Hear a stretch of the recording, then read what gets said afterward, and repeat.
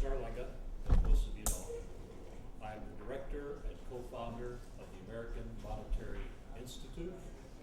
And the other co-founder, if she will wave her hand in the back, is all the way in the back, Dr. Lucienne de Wolf.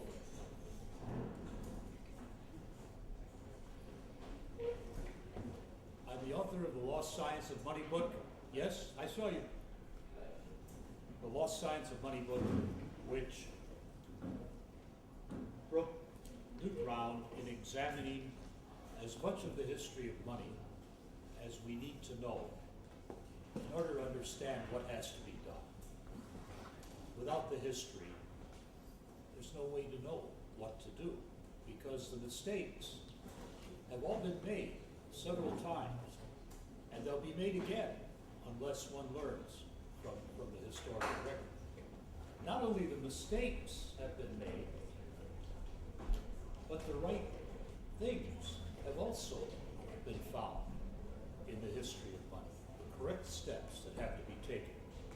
I'm the author of that book. I'm also the author of a refutation of Menger's theory of the origin of money. Menger's, you may know, is the founder of what's called the Austrian School of Economics. Thank you. And essentially, that work presents the spurious case of gold for money. The Austrians have not been able to answer that refutation. At first, we called it a challenge to Menger's theory, but they were silent for years and years. I've changed it to a refutation. I'm also the author of a critique of Mitchell Innes's switchover from gold to credit. This occurred when the Federal Reserve System was created. Innes, who was a British consul general, I believe, at the time, presented arguments specifically to American bankers in the American Bankers magazine, which tried to instruct them that credit was now going to be money. It didn't fully succeed, but some people must have understood that. We've critiqued that. That's what presented the spurious, again, faulty, false case to use credit as money. On the positive side, I authored Greening the Dollar, and this was created for the Green Party. I did a presentation to their 2007 National Convention in Reading, Pennsylvania. And out of that, and many other articles I've written, out of that came something remarkable, which you have in your kits, and it is this one-page summary of our American Monetary Act. It's on one page. Now, we also have a new brochure, which is in your kit, which is a 32-page, including historical background, and we're going to discuss this a bit later today. But here it is, simplified down to one page. When I first started going to Washington to present the arguments for monetary reform, that was in 2004, they told me, oh, I had the book. Lucienne, could you bring or send one copy of that book up here, please? It's a 736-page book, 23 chapters, 24 chapters. The first 23 chapters look at the historical case studies, what actually happened with money, essentially starting with Sparta and Aristotle. Then chapter 24, thanks very much. Thank you. Chapter 24 says, all right, we see the history of money, we see what happened, what do we learn that we must do today? What does it indicate in terms of the kind of reforms that we need to establish a just and fair money system? That's chapter 24. And at that point, chapter 24 was the hardest one to write. It took about a year just to write that chapter. And at that point, I asked a friend at the U.S. Treasury, who's presenting tomorrow by videotape, he couldn't come, he had a court case, to put it into legislative language. legislative language. And that is now in here in the 14th development version of it. It's been refined 14 times. It's adequate at this point to move forward in the congressional process of creating legislation, which is a very difficult process because in some respects our system is set up not to be able to react to change very quickly, but to, in fact, stop change. However, we're given an opportunity here by the financial disaster created by the banking system. They have given us the opportunity here to gain real reform. And we've known that all the time. Monetary reformers have known that the time at which we'd have that opportunity is when they created a crisis. Well, they've created the crisis. At the same time, they do control the media. And that makes it very difficult to communicate. And what's been communicated are mainly the things that advance their interests. But there are limits to that, we think. And we're going to see a process, as you heard Congressman Kucinich, he did say over the coming years. This is something that takes a bit of time at times. The important thing to know is that we move forward, always forward, step by step, a bit at a time. There are chairs here, Obi. Obi? Some chairs up here. Can you move the chair?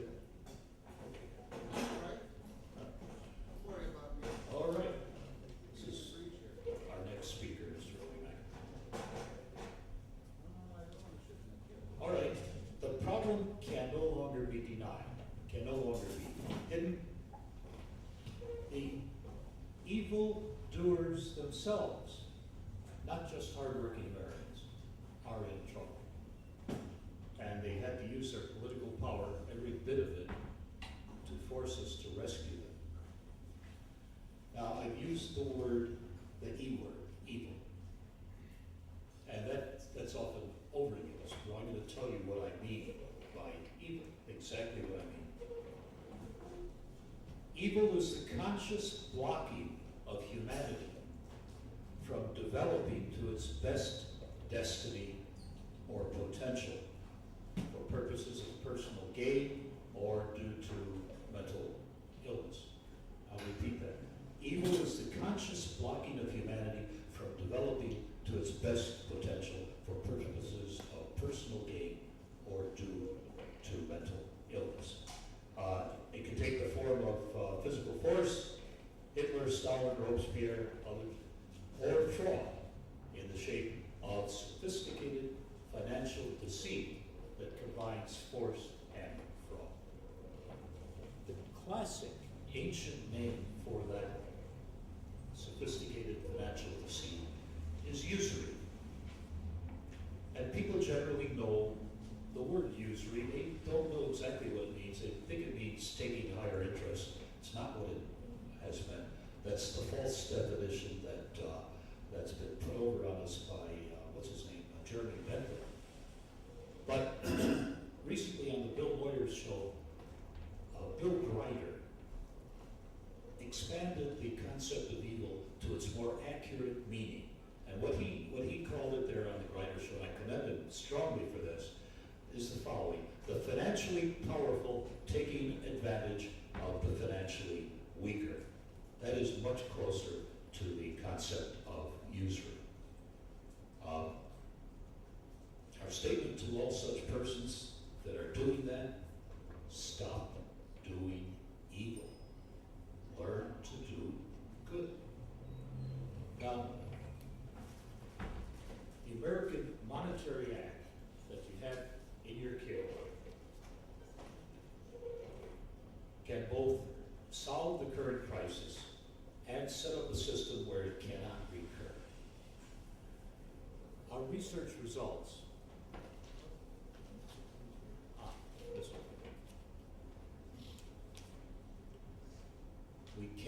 We must enact monetary reforms that reverse these evil processes that are presently attacking our nation and allow our productive power be properly and fairly used. The reforms that we're putting forward, by the way, they're minimal reforms. They're the minimum you need to put time on the side of justice. There are other things that could and should be done eventually. We don't try to do everything all at once. The advantage this gives us is that these minimum reforms can and must be seen as not compromisable. You compromise these and you do not have reform. So that gives us a kind of certainty to move forward. How do we know that we need the reforms that are there? We know it from history. None of it's made up. None of it's theoretical. It all comes from case studies. Mankind has tried to reform money many times over the centuries, over the millennia. And we learn by studying that history what they did right and what they did wrong. And we incorporate those things into the American Monetary Act. Well, our institute is a publicly supported charity, a 501c3. It was started in 1996 by Dr. DeWolf and myself. And we will continue as long as we have public support to continue. We were not started with a financial endowment. We simply started. We knew what had to be done, and we started to do it. Having an endowment might have made it easier. It might have put obstacles in our way. In any case, we've come this far based on small donations by as many people as we can reach. And these are important, and I try to communicate that. There are people here who make monthly donations to us, and this is a major help. And we're always fundraising, so I'll encourage all of you to do that. One of the forms that we'll be passing out is a form to do that.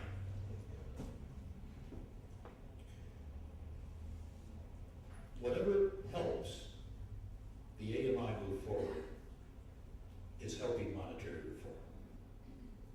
And I can say that because I know that we're operating with a clear heart, to the extent that people can operate with clear hearts.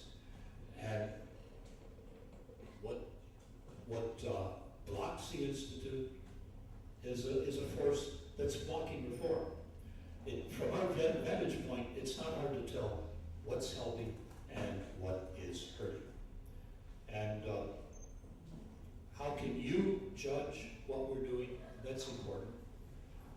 You can do that by watching what we say, what we do, reading what we write, and understand that we don't usually respond to stuff that's on the internet about us.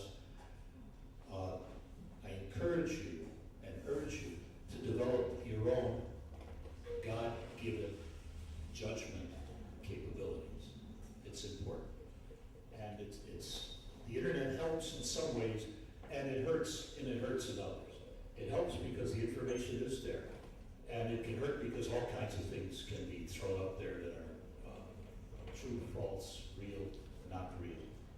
Develop an inner ear that can hear the ring of truth from things. If you're involved in research over time, you develop that. If you're doing substantial reading, can we turn that back on? I will show something I was not going to do, but I'll show you. First thing you must do if you're learning about money and reading about money. Is it working? Okay. You turn to the bibliography and read the bibliography, and then you can decide, is this a work that's based, has enough work gone into this that I should continue? That's one of the first things that I usually do. Now, guess what? I've got the bibliography here that I can show you, so you get some idea of this.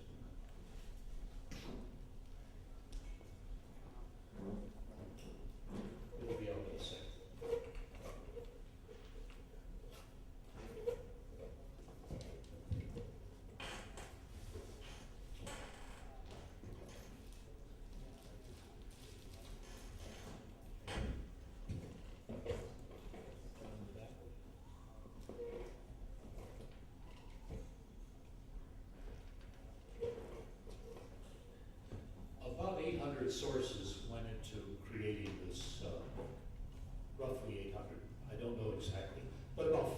of them were good enough to make it into the bibliography. And I'll just click this a little at a time as we go through. When you do this much research, and that's all you're doing, and fortunately, I was in a position where I was able to really just focus on doing this work. You develop within a year or so, you'll develop an ear for the works, and it gives you kind of a ring of truth. Is this making sense? Is it real or not? And that's important. And I want you all to realize that you can have that power if you exercise it and consciously try to do that.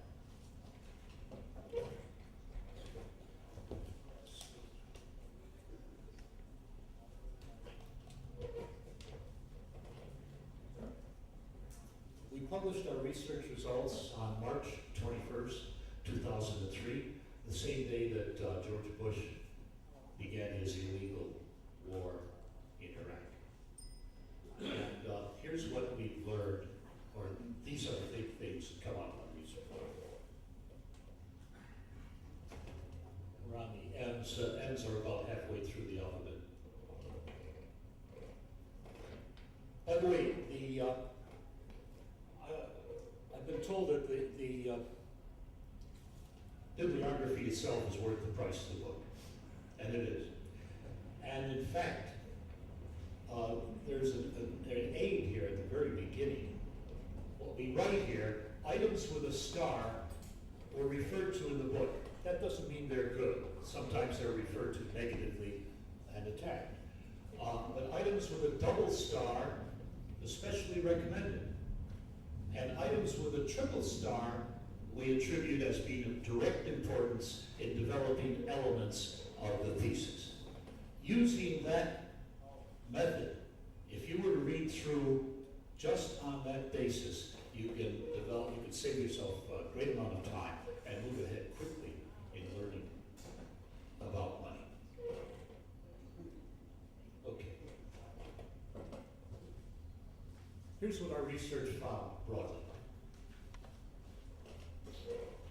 There's been a grand ongoing struggle over the control of money from at least Aristotle's time. The battle's fought not with guns, but with language and concepts. And it's fought primarily by misdefining the nature of money. Corrupt groups seize control over monetary systems. Once you control the monetary system of the society, it's a short step to control the society itself, deforming humanity in the process. And now we begin to see the evidence of that deformity in our own society. Think back on the recent congressional hearings where the Congress people went back to their districts to hear what was going on. And we're at a point where discussion is being blocked. And that's a very difficult thing to answer and to overcome. It can be answered with force, and that then plays right into the hands of those who are trying to do the disrupting. So it has to be answered in other ways. All right, the main battle line in this battle is between private versus public control of the money system. This goes all the way back to Aristotle, where his word for money was nomisma, N-O-M-I-S-M-A. And that was a takeoff from the word for law, which in Greek was nomos. The money was based in law. And Aristotle's concept of money, the science of money actually, is money exists, it's summarized in one sentence. Money exists not by nature, but by law. That's the key. It's not something that comes out of the mind. It's not something that comes out of a farm. It's something that's created in the law. We call that the science of money. Now, we found that the modern attack on government, which has now reached epidemic proportions, came out of an attempt to keep the monetary power in private hands in England. And it was launched by Adam Smith, actually, who counter to Aristotle's science of money. Adam Smith put forward a mythology of money, which is the subtitle of the book. Science of Money, Mythology of Money. The battle can be summarized in one sense as Adam Smith versus Aristotle.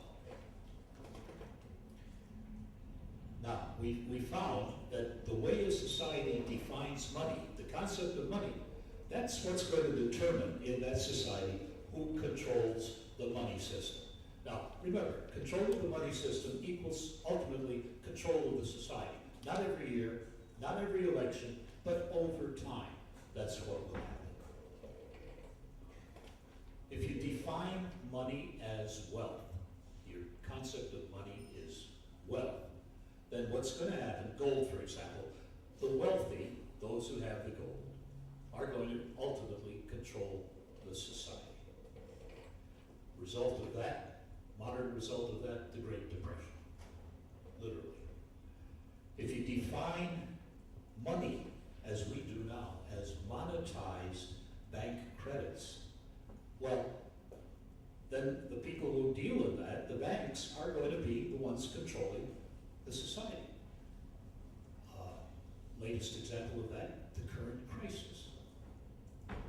Define money, as Aristotle does, as an abstract social power based in law, and then you have a chance to place the money power under our constitutional system of checks and balances. It's not a guarantee, but there's a chance to do it if you can overcome the political problems, which are substantial.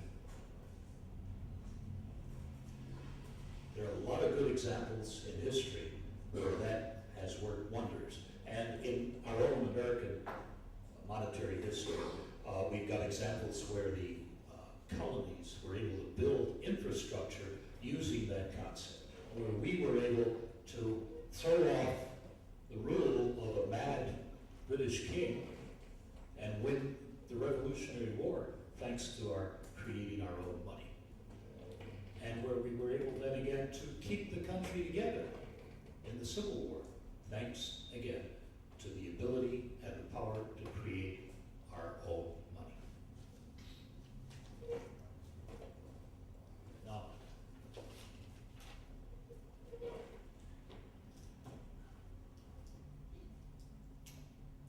and again, of the greatest importance, in historical studies, we found that good, direct solutions to this problem had already been discovered and put into place, partially, never fully.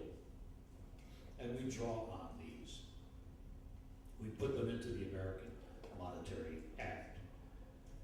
Money's nature must dictate monetary reform. Do not confuse money with credit, the way economists are taught to do. Money and credit are two very different things. If you define money as credit, it's going to make it easy for the bankers to dominate, because that's what they will always deal in, credits. But we strongly differentiate between the banking business, which we think should remain private and profit-driven because of all the good things that can come out of that. But we never allow that to be the source or the creation of our money supply. So our method, examine historical case studies as the facts on which theories are based. The Austrian School of Economics, some of their leading lights, they have a different idea. Believe it or not, Ludwig von Mises, who was one of their bright monetary people, several times he will state that his theories can never be disproven by, quote, mere facts. Do you understand what he's saying? His theories can't be disproven by the facts. That's not the scientific method. With proper thinking method, the facts must determine the theories. You can go examine the facts with a preconceived idea, that's done all the time. But if the facts contradict your theory, it's not the facts that get ignored. The theory falls. But not with the Austrian school. And as you may know, Alan Greenspan was one of the people strongly influenced by that, and we've seen the results of that, of his being chairman of the Fed for nearly 2 decades. We also pay great overriding attention to the morality of money systems, not just their mechanics. And this, I would say, is one of the chief failings of economics today. They proudly, and they say this proudly, we've removed what they call normative considerations from their, quote, science. What do they mean by normative considerations? You know what that means? Morality. They won't dare say we removed all considerations of morality from our science because people will understand and realize that they're crazy. So they've got that term, normative considerations. Well, on page 656, we get to our definition of money. It takes that long.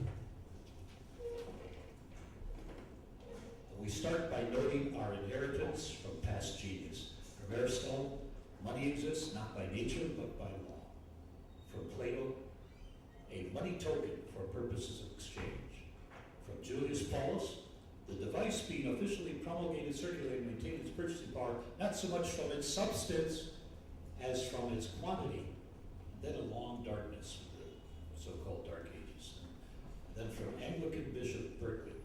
And it's interesting, the Anglicans have an exceptionally strong record in monetary reform and monetary thought. Berkeley, who the university in California is named after, quote, whether the true idea of money is such be not altogether that of a ticket or counter. From Locke and Franklin, they viewed money as a pledge for wealth rather than wealth itself. From George Knapp, writing about 1905, our test that the money is accepted in payments made to the state's offices. And then we get really a very sufficient definition from Alexander Del Mar, who began his career as a mining engineer and went through various stages through belief in gold as money. That's a normal process that people go through. I've gone through that myself in the 1970s. Del Mar, greatest monetary historian of all time, went through such a period. But he arrived at the real definition by reading and reading and reading tons of materials. Quote, what's commonly understood as money has always consisted tangibly of a number of pieces of some material, marked by public authority and named or understood in the laws or customs, that its palpable characteristic, its mark of authority, its essential characteristic, possession of value, defined by law, and its function, legal power to pay debts and taxes, and the mechanical power to facilitate the exchange of other objects possessing value. We take all of those, we accept all of those, and we summarize it in this way. Money's essence, apart from whatever is used to signify it, is an abstract social power embodied in law as an unconditional means of payment. You can call it a societal or constitutional or Aristotelian concept of money. And we owe a great deal to Aristotle in this fight.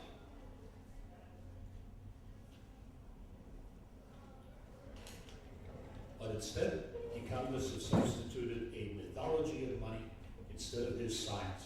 They will endlessly theorize rather than examine historical case study. So long as, in the meantime, while the theorizing is going on, their patrons are controlling the money system. They're happy to talk forever. We're not. The time for talk, well, you always have to keep convincing and educating, but it's time for action now.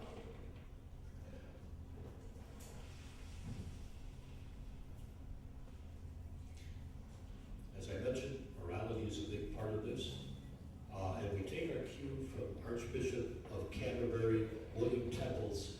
1942 statement, which is at the back of chapter 20 on the Great Depression. With help from some very brilliant people, I don't know exactly who, we have an idea who some of them were, he issued a statement in 1942. This is the middle of the war for England. Bombs are dropping. Hundreds of thousands are dead. And he gives a speech essentially calling for the nationalization of the Bank of England. What's going on? Well, what's probably going on is one Great Depression and 2 world wars were enough. And he said, that's it. And the summary of his really brilliant statement, which is quoted at the end of chapter 20, is, quote, what should be the servant has become the master. Now, one of the first things the Brits did after World War II ended was nationalize the Bank of England. And our objective is that money become the servant of our society. We know it can be done. We know how to do it. The political part is the hard part.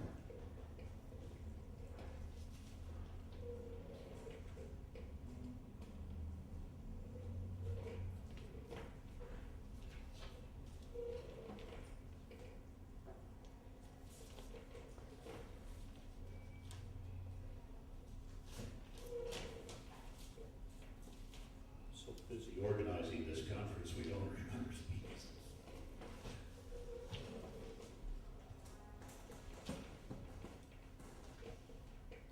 Okay. That's the reason that monetary reform is of such paramount importance. When held privately, it concentrates too much power in private hands. And they can't handle it. They really can't handle it. There's nothing in their training, there's nothing in their education, nothing in their experience, nothing in their souls that qualifies them to have that much power over their fellow man, over our society. And that's demonstrated time and time again. Usually every 10 years, some minor crisis, then every couple of generations, something like the present crisis. Well, considering the nature of our weapon systems today, with these same people ultimately in control of those weapons, what's at stake here is actually the survival of the species. That's what we're really talking about. And remember that as you run into difficulties in convincing your neighbors that this is important, as you try to explain this, people have other ideas, they want to take what they think is a shortcut. There is no shortcut. There is, I mean, the process itself is a shortcut. We've got it outlined. We've got it outlined out of history. You go away from that and you don't have reform anymore. That we know.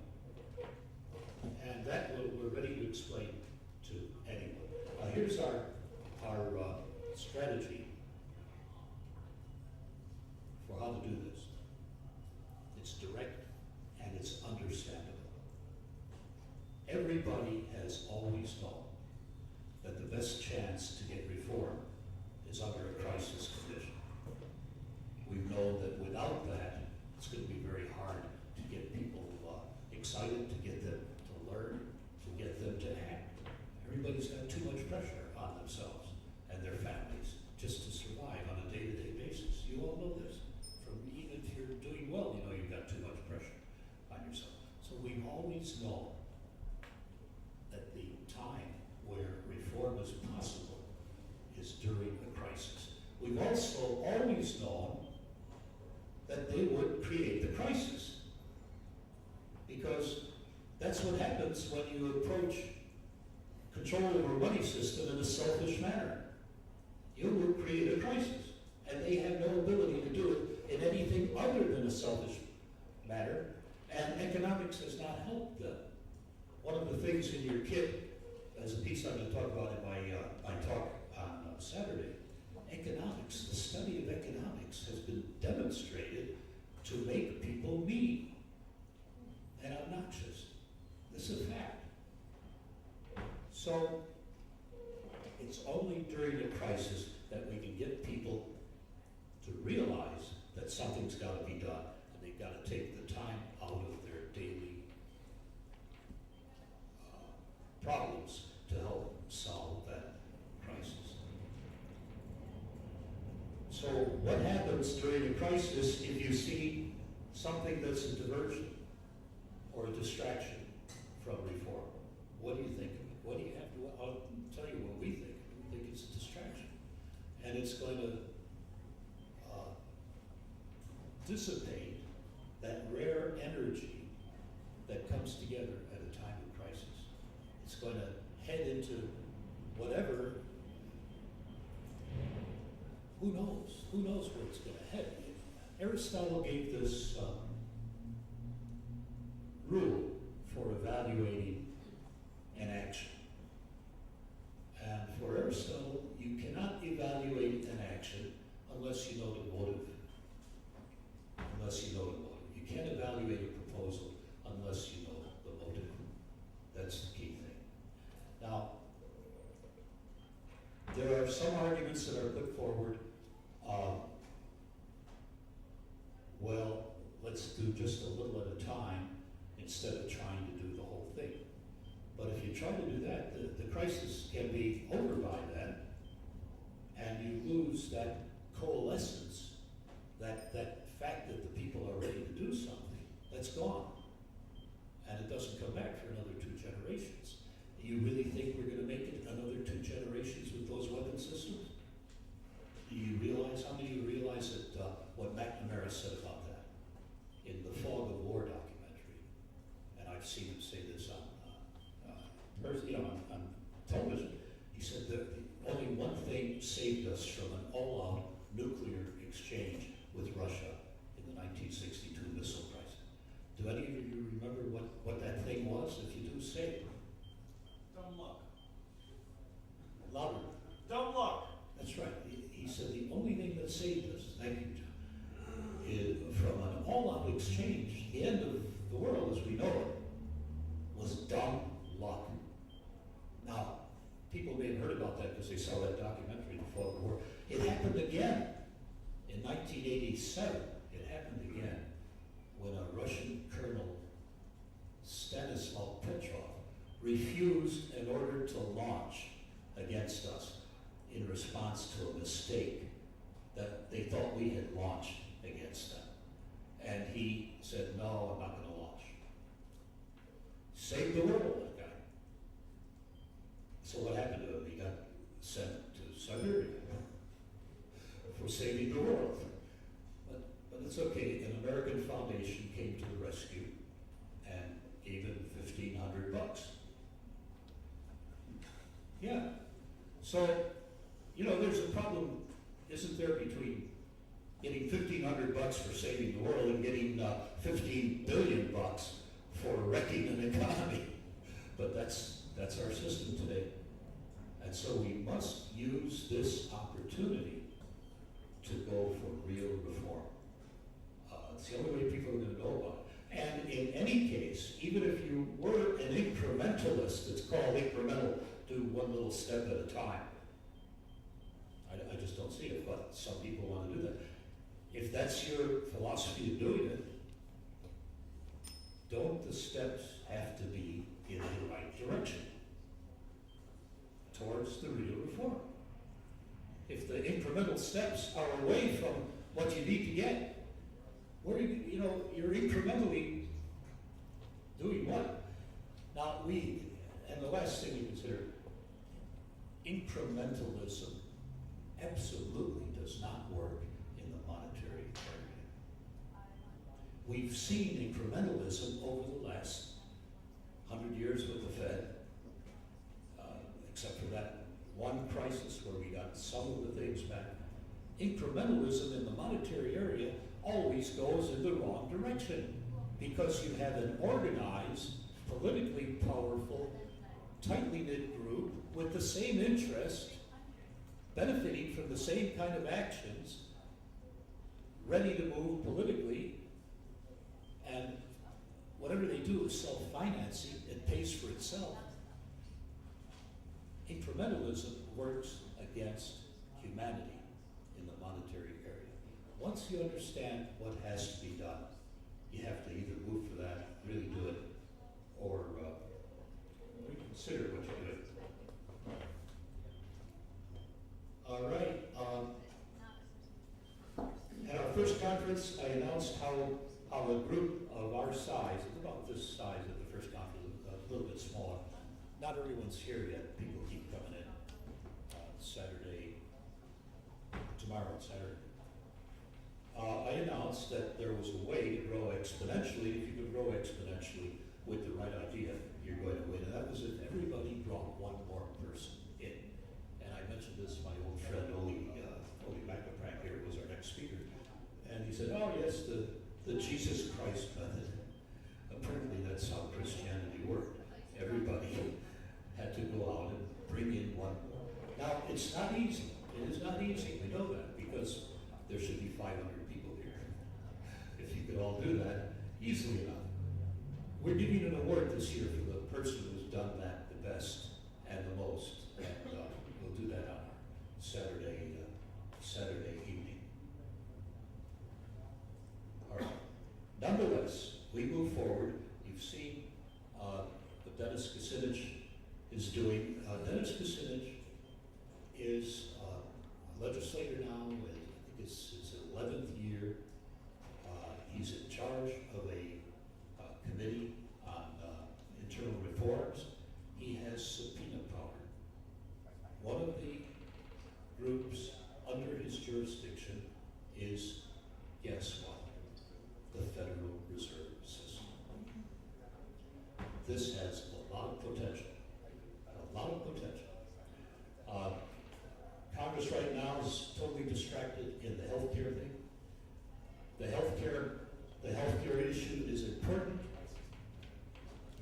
for one reason, and that is if the corporate stranglehold on our government can be broken so that we give the public option.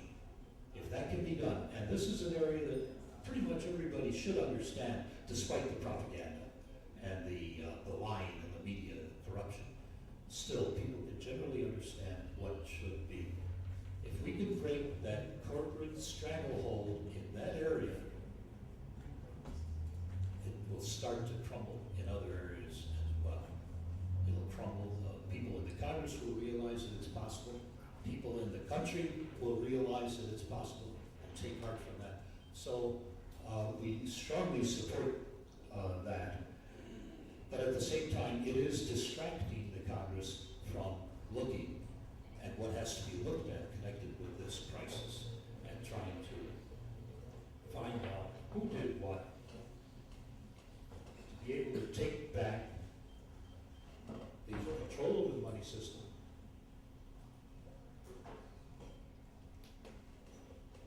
You should be able to get back virtually every $1 million that's been given away or guaranteed, or certainly every billion, and start moving along proper lines. Now, the new brochure that you have, it's in your kit there, 32 pages.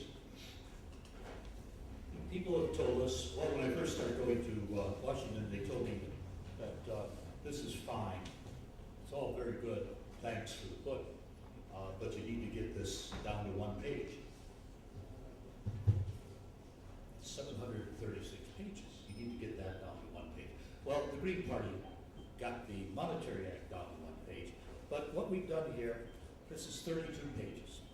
And it starts with a background on money, giving enough of the history so people can understand it, our own history. It presents the American Monetary Act. It has 20 questions, the 20 frequently asked questions that come up and answers to them. We're very hopeful that this can be an important tool for getting the knowledge out easily to lots of people. We've given them to you here. We're going to be making them available very inexpensively. 5 for $20. One is $7, 5 or $20, 10 or $30. You can use those things in explaining this to people.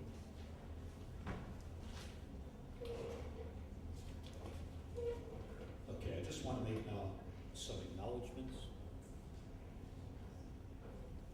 I've already mentioned the co-founder of the Institute, Dr. Lucien Dumont, who is there.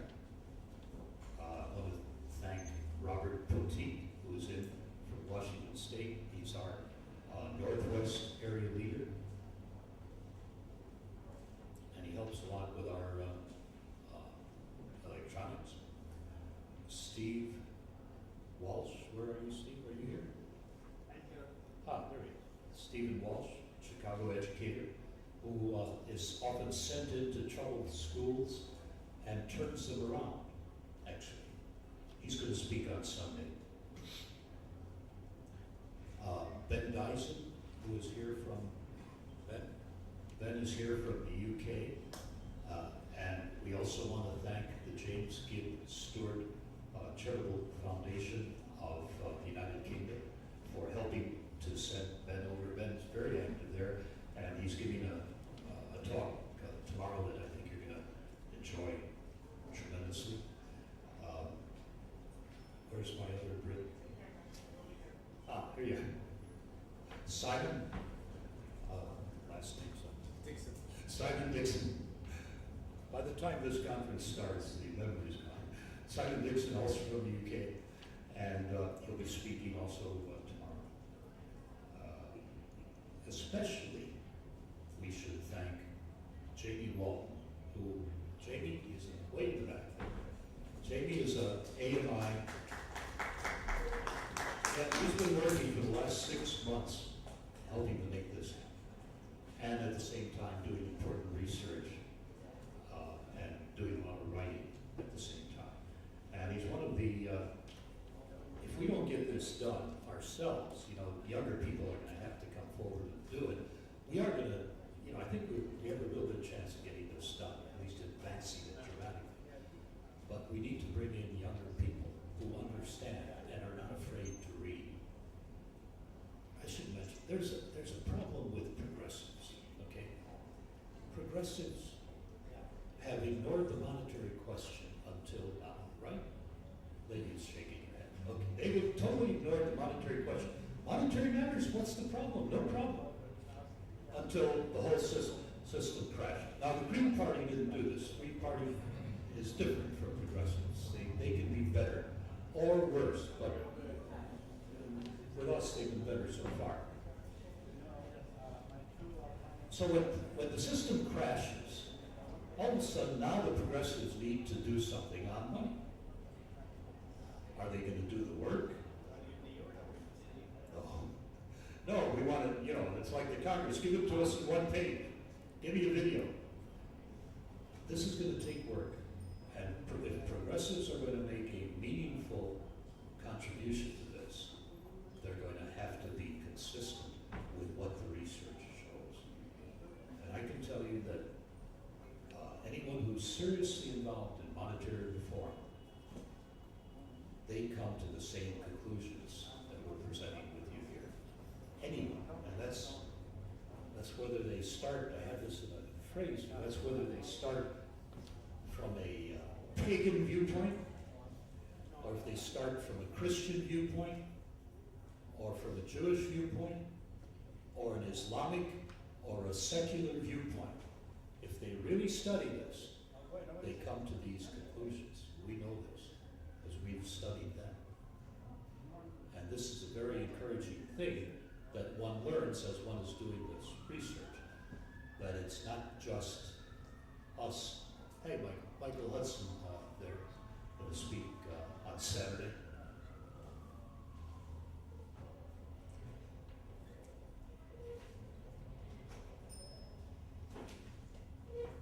Okay.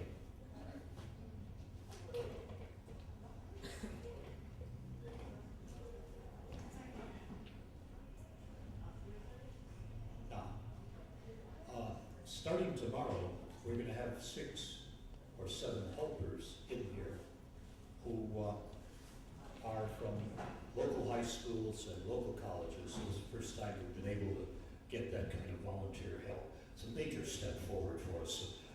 At the past conferences, I've never been able to speak with you. As you may remember, I'm too busy making things happen. This time we've got these 6 helpers, and you'll be surprised, I think. They have helped me to see a bigger hope for the future of this country than I had before meeting them. And they're interesting people on their own. And they're going to help you in everything you want. They'll entertain you a bit. They come from various backgrounds. Even a direct descendant of one of the signers of the Declaration of Independence will be here helping you at this conference. And we're hoping that he will carry forward with that revolution to truly finish it, because they left the monetary power unfinished, as you know. So I strongly acknowledge all of you in attendance for taking the time out of your schedules and making the expense of coming here to help and to learn and to help teach. This is about developing ways to work together to hand a better America over to the next generation that we got from our parents. And we're falling behind on that so far. We've got a lot of catching up to do, because what we're handing them now just doesn't measure up. But as we fulfill that sacred duty, we should have a good time doing it. So let's keep that in mind. All right, a few general ground rules. Please remain polite at all times. Do save your questions for the question periods. Every speaker will have a question period. Make sure, please, that they are questions, not speeches. You have to remember, people are here from all over the world. As far away as not just Jamie, there's another fellow here from New Zealand, and we have people here from England, Spain. They're here to listen to what the speakers have to say. So please make sure that, if you can, your questions truly are questions. Various chairmen of different sessions, they will keep the speakers on pretty tight schedule concerning time. And that's it.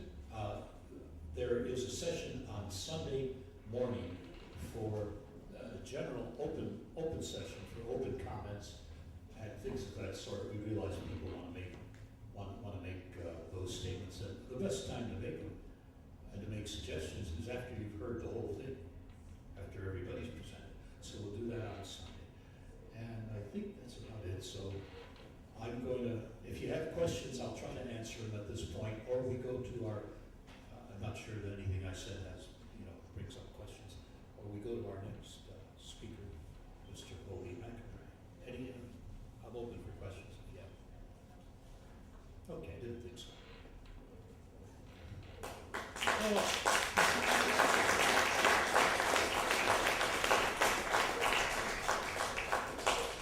Thanks a lot. Yeah. Oh, yeah. That should be turned off. Thank you. Let's turn that off, Bob, because Oli is not going to use that. Thanks a lot. Who are you? Alan. Alan. Sherwood Falls, Massachusetts, a beautiful place. I drove in there to give a talk in, what was it, December? And that's the last time we saw each other. And as you drive into that little town, it's all mountains, and there's a waterfall, a great big waterfall, and you go over a bridge. It's a kind of paradise. Anyway, okay.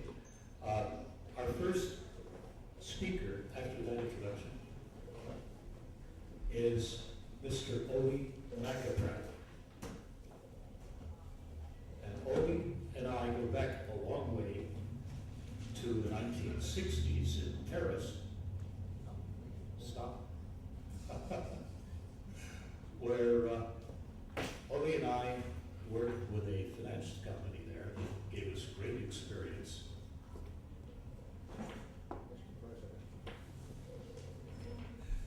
And he's one of the most fascinating people in Europe. He's of Danish background, but he's lived in France and in Spain. He's retired now.